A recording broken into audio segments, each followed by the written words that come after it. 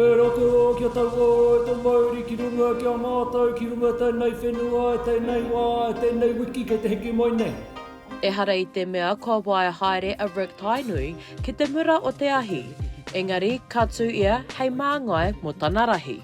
For 60 years we have opposed the discharge of sewage into Akaroa harbour from the treatment plant in Takapuniki. Over that time, our position has never changed. Discharging wastewater to the harbour is unacceptable.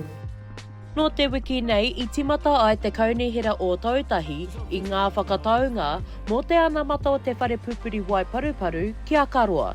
He tūtohu ko uru mai kia Ōnuku te whare mai i Takapuniki ki Robertson's Bay. Ko Ōnuku Rūnanga te mana whenua, a e toka tū moana ana rātou ki ēnei whakataunga.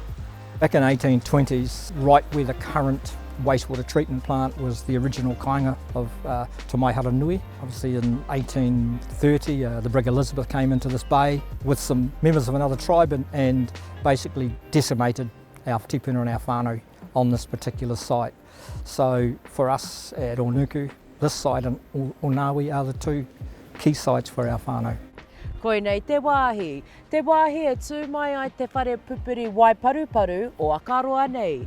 E rere mai nei te Waiparuparu mai tēnei whare, tainua ki te moana. He tai āpure ko whakatō ki runga i te whenua me te moana, i raro i te mana o te kāwanatanga, hei tohu i te motu haketanga o ngā mahinga kai, ngā kaupapa hitori o mua o te wāhi nei, o ngā uri whakaheke o Ōnuku Rūnanga. There are a number of different things within what's been proposed that will support climate change mitigation and adaptation. Those things being 81 hectares of land being revegetated. That's an enormous biodiversity gain. It's also a really good gain in terms of climate change mitigation. Reduced phosphates going into the harbour along with the contaminants. I kōrero mai te kaunihira i te take whakarato Waiparuparu. The scheme was promoted on the basis that it was a closed scheme, essentially. Now we have, and there was always going to be potentially an emergency discharge. Now these have been properly identified. Could those issues to avoid harbour discharge be dealt with by further storage, and what would that involve? Would that involve a new consent or an additional consent, or would it be within the scope of the application that is before us now?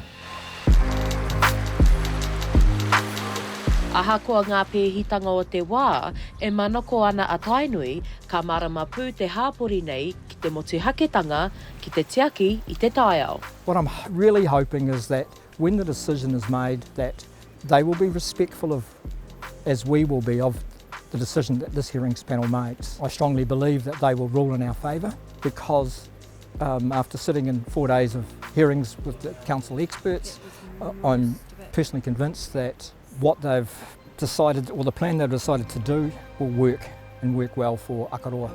Ka mutu ngā whakataunga hei te ahi nei, a ka kōkiri tonu e nei kōrero hei te kaumātahi o Pepuere. Shakayla Andrews-Alapaki, Tahu News.